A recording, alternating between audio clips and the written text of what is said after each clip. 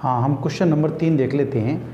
प्रज्ञा ने 3 अलग अलग पदार्थों की घुलनशीलताओं को विभिन्न तापमान पर जांचा तथा नीचे दिए गए आंकड़ों को प्राप्त किया।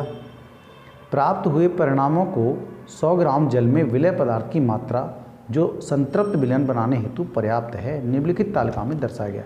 देखो भाई 100 ग्राम तो जल लिया गया है, ओके। और ये जो पदार्थ हैं, एक potassium nitrate, sodium chloride, potassium chloride, ammonium chloride, और ये जो तालिका दी है इसमें टेम्परेचर दे रखे हैं अलग अलग। 283 केल्विन है, 293 केल्विन, क्योंकि तापमान केल्विन में दिया है, 313 केल्विन है, 333 केल्विन और 353 केल्विन। तो यहाँ टेम्परेचर बढ़ता जा रहा है और जो ये पदार्थ हैं, ये पदार्थ उसमें डाले जा रहे हैं 100 ग्राम जल में, तो आराम से घुल जाते हैं, संतृप्त हो जाते हैं, ठीक है नहीं। अलग अलग ये 283 केल्विन पर 21 ग्राम जो है 100 ग्राम में आराम से घुल गया है। उसी तरह से 32 घुल गया है 100 ग्राम में, उसी तरह से 62 घुल गया है 100 ग्राम में। तो टेम्परेचर बढ़ा दिया गया है तो वो घुलता जा रहा है, ठीक है। तो संतृप्त विलयन आप पहले से जानते हैं। तो ये जो चीज़ें हैं, ये पदार्थ हैं, ये इतनी मात्रा घुलती जा रही है। 283 केल्विन पर ये है, 293 केल्विन पर ये मात्रा घुली है, 313 केल्विन पर ये मात्रा घुली है इन पदार्थों की, ठीक है। पोटेशियम क्लोराइड 35 है, फिर 35 घुला, फिर 40 घुला, 46 घुला, 54 घुला, क्योंकि टेम्परेचर बढ़ रहा है तो उसकी घुलनशीलता भी बढ़ती जाएगी। मतलब उसमें घुल जाना, अच्छे ढंग से मिल जाना, खो जाना, ये आप बहुत बढ़िया ढंग से पहले से ही जानते हैं। देखो मैं बता दूं आपको, जैसे हमने ये एक बीकर लिया, एक गिलास ले लिया अपने घर पे, और हमने इसमें जल में 100 ग्राम जल है कोई, ठीक है, और 100 ग्राम जल में क्या काम किया, हमने 1 चम्मच नमक डाल दिया इसके अंदर, सही है, आराम से घुल जाएगा। 2 चम्मच डाल दिया, वो भी घुल गया, बहुत बढ़िया घुल। अब हम तीसरी चम्मच डालना चाह रहे हैं तो वो तीसरी चम्मच इसके अंदर नहीं घुल पाई, बल्कि नीचे बैठना शुरू हो गई। तो ये वही संतृप्त विलयन वहीं तक था जहाँ पर घुलना बंद हो जाए, ओके। तो ये घुलना बंद हो गया है। अब मान लिया हमने 100 ग्राम की जगह यहाँ ठीक आधा जल ले लिया, इसका आधा जल ये ले लिया, आधा जल। अब इसको हम 1 चम्मच तो घुलेगा इसके अंदर, वही ये 50 ग्राम है, मतलब आधा का मतलब ये हुआ 50 ग्राम ले लिया हुआ हमने पानी इसमें। तो हम सिर्फ 1 ही चम्मच तो घुलना बढ़िया लगेगा, बढ़िया मतलब संतृप्त हो पाएगा। अगर हम सोचेंगे इसमें 2 चम्मच इसमें घुल जाए तो घुल तो पाएगा नहीं वो। तो हमें कितना घोलना चाहिए, तो हमें नमक कितना डालना चाहिए, आधा नमक डालना चाहिए। जब पानी की मात्रा हमने आधी कर दी, सही बात है ना, पानी जब हमने आधा कर दिया तो इसका मतलब नमक भी हमें आधा ही करना होगा। तो आइए हम टेबल को धीरे धीरे समझते हैं और इसके आंसर और क्वेश्चन देख लेते हैं। देखो भाई, पहला क्वेश्चन है 100 ग्राम जल है, ध्यान रखें 100 ग्राम जल में ही सब चीज़ें घुली जा रही हैं, टेम्परेचर उनका अलग अलग कर दिया गया है। तो पहला क्वेश्चन है 50 ग्राम जल में 313 केल्विन पर, तो 313 की टेबल तो ये बनी है भाई, और जल कितना है 50 ग्राम है। ध्यान रखें 50 ग्राम में ये वाली चीज़ घोलें या ये वाली चीज़ घोलें, ये वाली चीज़, क्योंकि 100 ग्राम में तो ये पूरी टेबल 100 ग्राम से बनी हुई है, लेकिन 50 ग्राम से हम यदि हम देखें तो क्या होगा। 313 केल्विन पर पोटेशियम नाइट्रेट के संतृप्त विलयन को प्राप्त करने हेतु कितने ग्राम पोटेशियम नाइट्रेट की आवश्यकता होगी। मतलब पोटेशियम नाइट्रेट ये वाला 313 पर कितना है, 62 है, 100 ग्राम जल है, 313 केल्विन पर, मतलब ये टेम्परेचर, इससे हमारा पूरी टेबल जो टेम्परेचर पर काउंट हो रही है वही है। तो 62 ग्राम पोटेशियम नाइट्रेट 100 ग्राम जल में डाल दिया गया है, ओके।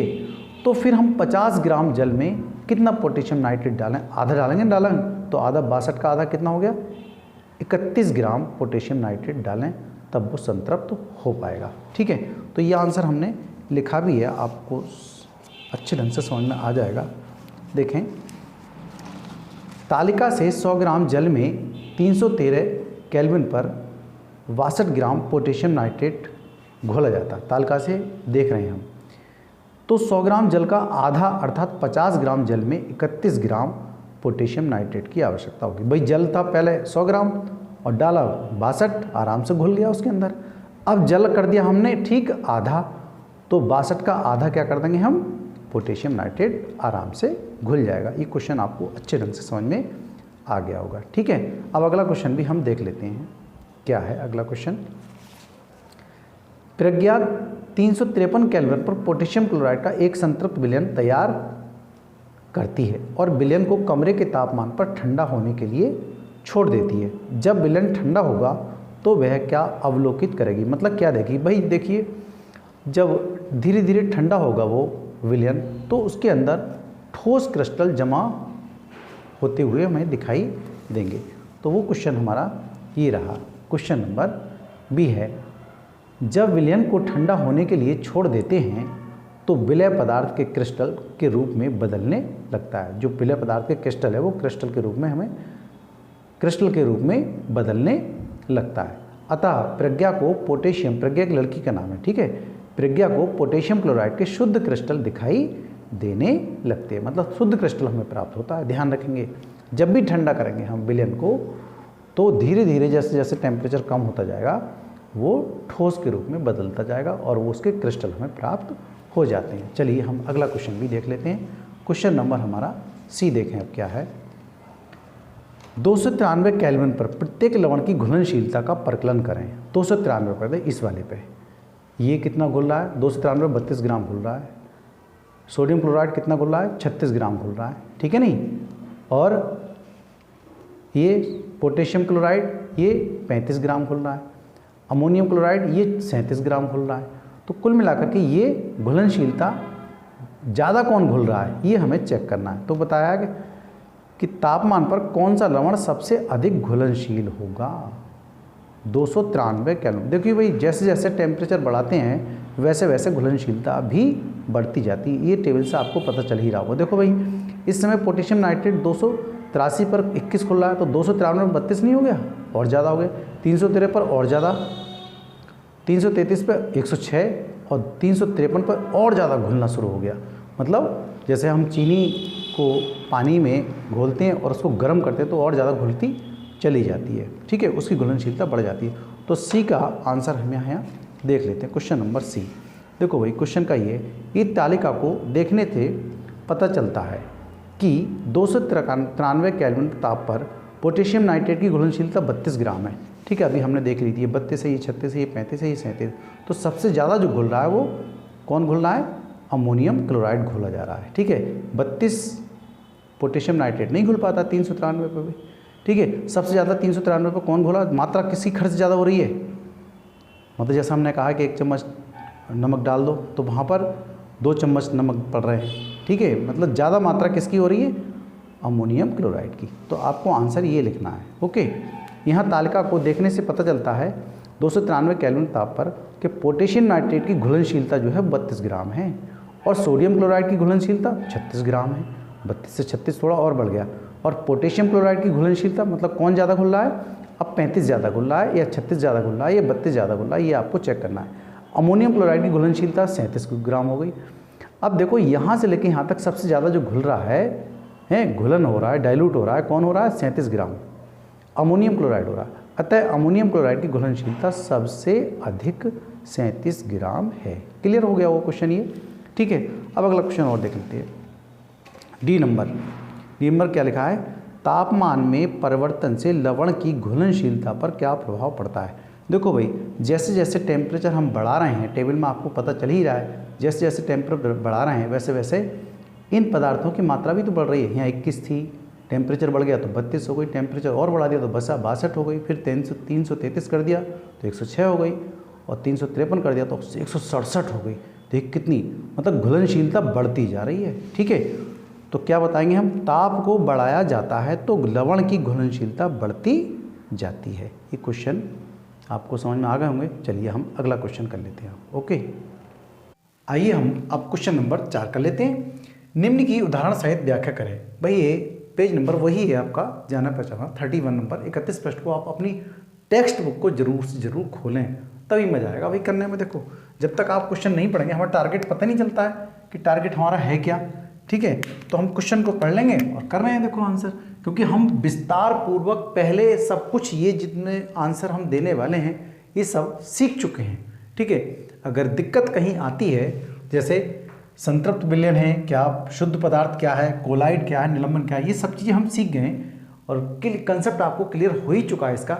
अगर फिर भी दिक्कत आती है तो लिंक मैं नीचे दे दूंगा, आप वहाँ से चेक कर सकते हैं। विस्तार पूर्वक जरूर से जरूर पढ़ना चाहिए भाई, तभी बातें क्लियर होती हैं, ओके। बस हमें यहाँ आंसर देना और कुछ थोड़ी देना, आंसर और एक एक उदाहरण देखते चलेंगे, बस चलिए नंबर 1 देखते हैं, संतृप्त विलयन। हम यहाँ आंसर देख रहे हैं, एक आंसर ये, फिर बी, फिर सी, फिर डी, इस तरह से ये आपके आंसर चारों यहाँ क्लियर मैंने लिख दिए हैं, आप समझें। ऐसा विलयन जिसमें एक निश्चित ताप पर विलय की और अधिक मात्रा को नहीं घोला जा सकता, भाई वो संतृप्त विलयन कहलाता है। भाई अब देखेंगे हम, कोई ना कोई बर्तन होगा, उस बर्तन में मान लिया हमने 100 ml या 100 ग्राम जल ले लिया, ठीक है। उस जल में हम नमक घोलते जाएं, नमक घोलते जाएं, 1 चम्मच डालें, 2 चम्मच डालें, भाई एक निश्चित टेम्परेचर दे रखा है उसका 293 केल्विन, तो घोलते जाएंगे तो ऐसा तो है नहीं कि फिर घुलता ही चला जाएगा, कहीं ना कहीं वो घुलना बंद हो जाएगा उसका, ठीक है। वो नमक फिर हमें दिखाई देने लगेगा। भाई जैसा आपने पहले सीखा नहीं है, जैसे गिलास है ये, इस गिलास में हम क्या ले रहे हैं, पानी ले लिया हमने, है इतना पानी भर लिया, और इसमें हम नमक डालते जा रहे हैं, नमक डालते हैं तो घुल जाएगा बहुत जल्दी, फिर 2 चम्मच डालें, 3 चम्मच डालें, टेम्परेचर तो हमारा वही बना हुआ है।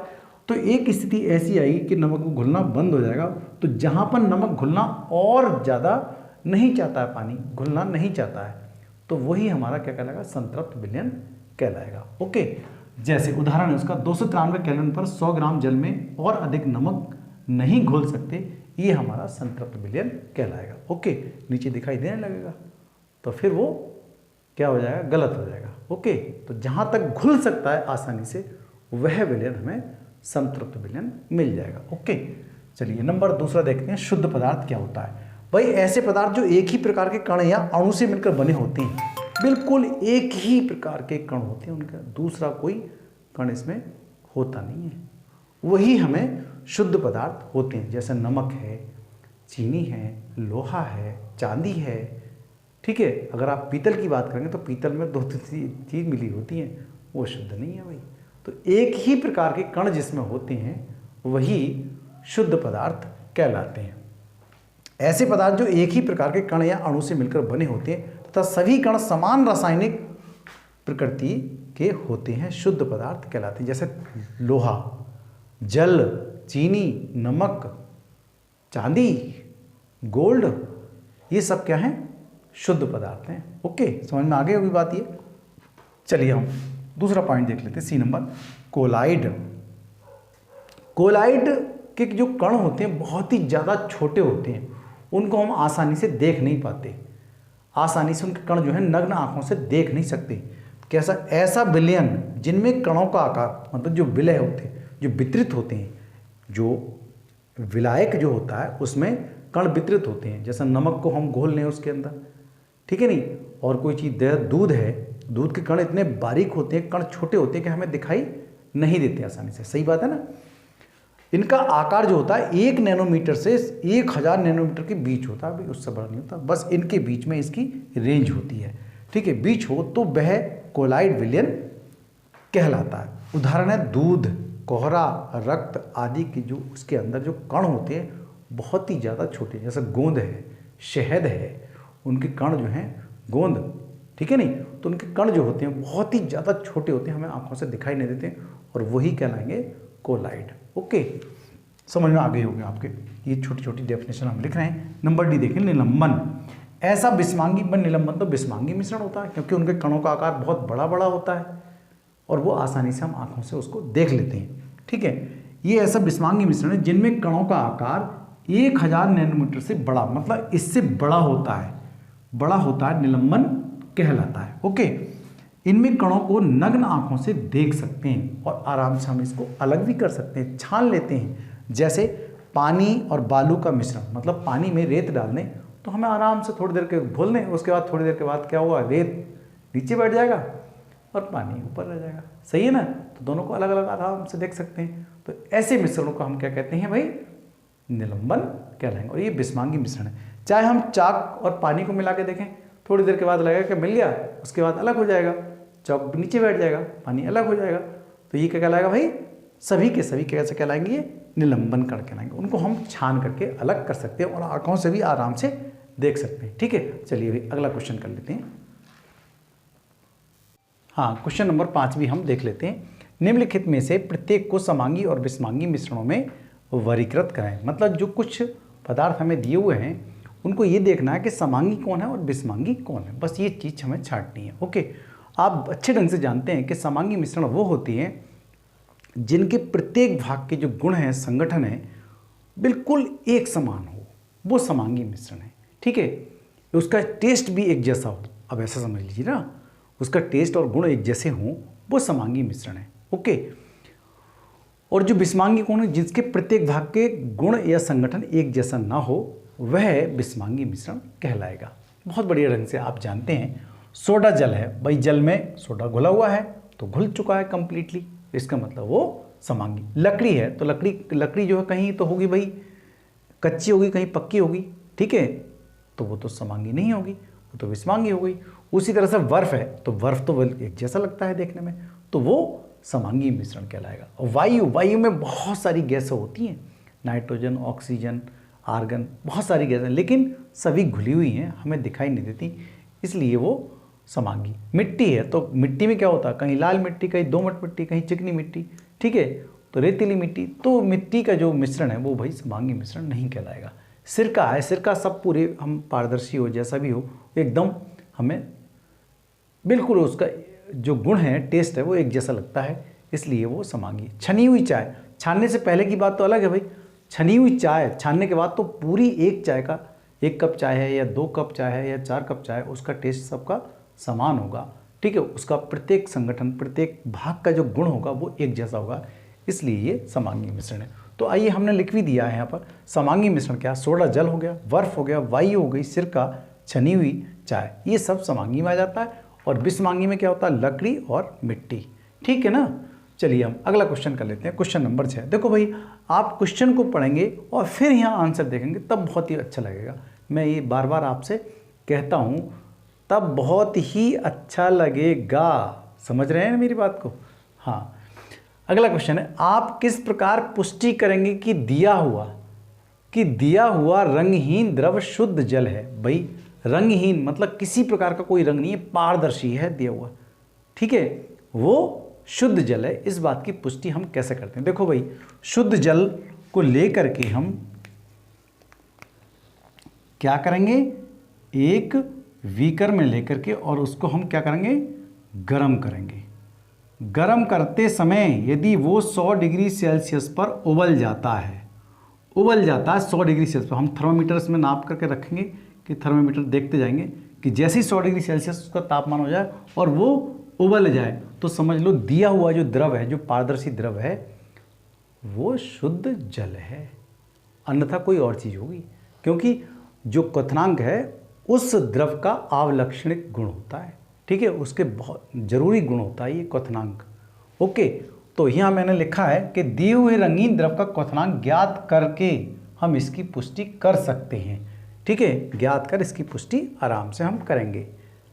क्या, क्वथनांक को ज्ञात, और क्वथनांक को हम उबाल करके आराम से समझ सकते हैं, ठीक है। स्टोव में नीचे ले जाएं बर्नर के ऊपर, और इस बीकर को हम बीकर में जल रख करके वो पदार्थ जो दिया हुआ है और उबाल के देखें 100 डिग्री सेल्सियस पर यदि ये उबल जाता है, क्योंकि शुद्ध जल का क्वथनांक जो होता है वो 100 डिग्री सेल्सियस होता है, याद रखिएगा, बहुत ही जरूरी प्रश्न है ये, बहुविकल्पी प्रश्न बहुत बार पूछा जाता है कि जल का, शुद्ध जल का क्वथनांक कितना होता है, 100 डिग्री सेल्सियस। ओके, यदि इस द्रव को हम गर्म करें तथा थर्मामीटर की सहायता से देखते चलें कि 100 डिग्री सेल्सियस ताप पर ये उबल जाए, तो जान लेते हैं कि दिया हुआ द्रव शुद्ध जल है, अन्यथा नहीं उबलता है तो फिर कोई ना कोई और चीज़ है, ये हो सकता है मिट्टी का तेल हो सकता है कुछ और हो, ठीक है ना मेरी बात, मैं तो किसी और की बात कर रहा हूँ, केवल जल की बात हो रही है, तो वहाँ पर 100 डिग्री सेल्सियस पर ये आराम से बॉयल हो जाएगा। नंबर 7 देख लेते हैं, निम्नलिखित में से कौन सी वस्तुएं शुद्ध पदार्थ हैं। देखो भाई, इसमें शुद्ध पदार्थ और अशुद्ध पदार्थ हैं इसके अंदर, तो हम शुद्ध पदार्थ ढूंढना है। देखो बर्फ है, एकदम शुद्ध पदार्थ है, ठीक है, एक जैसे गुण है, एक जैसे कण है इसके अंदर। शुद्ध कौन होते हैं, जिसके प्रत्येक भाग के जो कण हैं, समान कण हैं, उनके रासायनिक गुण भी एक जैसे हों, वो है शुद्ध पदार्थ। लोहा एक जैसा कण है इसके अंदर, ठीक है, समान कण है। हाइड्रोक्लोरिक अम्ल मतलब HCl क्या है, ये बहुत ही बढ़िया कारगर अम्ल होता है। HCl ये एक यौगिक हो गया, ठीक है, ये भी एक पदार्थ हो गया, लोहा भी एक पदार्थ हो गया। बर्फ़ भी एक पदार्थ हो गया, लेकिन दूध के अंदर भाई क्रीम है, फैट है, बहुत सारी चीज़ें हैं, तो ये एक दूध शुद्ध पदार्थ में नहीं आता, ये एक मिश्रण है। Okay, calcium oxide CaO, calcium oxide भी एक क्या है, शुद्ध पदार्थ, ये भी यौगिक है, ये एक तत्व है पारा। लेकिन ईंट ये शुद्ध नहीं है भाई, ईंट तो एक मिश्रण है, वो भी बिस्मांगी मिश्रण है, लकड़ी भी एक बिस्मांगी मिश्रण है। और वायु के अंदर तो विभिन्न प्रकार की गैस हैं, उसकी कोई गिनती नहीं है, इसलिए ये क्या है, अशुद्ध में आ गई। अब देखते हैं हम शुद्ध क्या है। बर्फ शुद्ध हो गया, लोहा शुद्ध हो गया, हाइड्रोक्लोरिक अम्ल शुद्ध हो गया, कैल्शियम ऑक्साइड शुद्ध हो गया और पारा शुद्ध है। तो अशुद्ध हो गया ईंट, लकड़ी, वायु और दूध, ये अशुद्ध पदार्थों में आ जाते हैं। हम अशुद्ध पदार्थ नहीं देख रहे, लेकिन अगर पूछना चाहे कि अशुद्ध पदार्थ कौन से, तो आप बताएंगे दूध है, ईंट है, लकड़ी है, वायु है। ठीक है, एक समान कण कहाँ पर है, एक समान कण इसमें, ये इसमें है, इसमें है, इसमें है, इसमें है, एक समान जिसके कण होते हैं वही तो शुद्ध होता है। ठीक है, चलिए हम अगला क्वेश्चन भी कर लेते हैं। ओके।